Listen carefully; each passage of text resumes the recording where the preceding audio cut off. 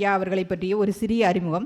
ராமநாதபுரம் மாவட்டம் முதுகுளத்தூரில் மு. சேது கல்யாணி அவர்களின் மகனான இவர் இளங்கலை இலக்கியம் பிலிட் பட்ட படிப்பை காரைக்குடி ராமசாமி தமிழ் கல்லூரியிலும், முதுகலை தமிழ் இலக்கியத்தை அழகப்பா பல்கலைக்கழகத்திலும், ஆய்வியல் நிறைஞர் பட்டத்தினையும் அழகப்பா பல்கலைக்கழகத்திலும், முனைவர் பட்ட ஆய்வினை தஞ்சாவூர் தமிழ் பல்கலைக்கழகத்திலும் பெற்றவர்.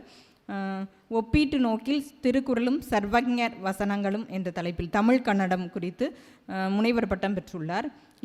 அது மாதிரி மைசூர் இந்திய மொழிகள் நடுவண் நிறுவனத்தில் ஓராண்டு கன்னட பட்டய படிப்பினையும் பயின்றவர்.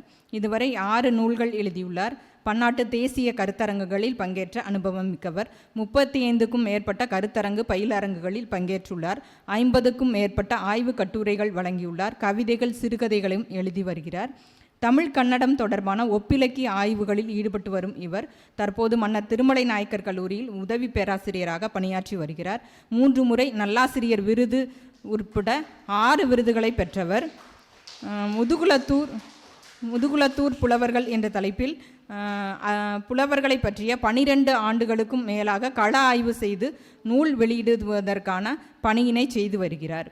இவர் எழுதிய நூல்கள் என்று சொல்லும்போது இலக்கணமறியா கவிதை, முனைவர் ராதா செல்லப்பன் தமிழறிஞர்கள் நூல் வரிசையில் முனைவர் ராதா செல்லப்பன் குறித்தும், இறையடியான் வாழ்வும் பணியும் என்ற தலைப்பில் கன்னட மொழிபெயர்ப்பாளர் குறித்து ஒரு நூல் வெளியிட்டுள்ளார்.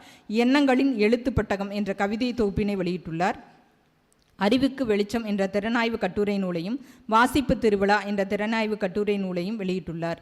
மாணவர்களுக்கு வாசிப்பு திறனை மேம்படுத்தி நூல் திறனாய்வு முறைகளை எழுதுவது குறித்த பயிற்சி கொடுத்து மாணவர்களால் எழுதிய திறனாய்வு கட்டுரைகளை தொகுப்பு நூலாக வெளியிட்டு வருகிறார்.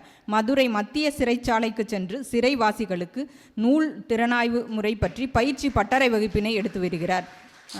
ஐயா அவர்கள் இன்றைய நிகழ்வில் மலேசிய தமிழர்களின் வளர்ச்சியில் முதுதமிழ் புலவர் ப. ராமதாசர் குறித்து உரையாற்றி சிறப்பிக்க அன்போடு அழைக்கிறேன்.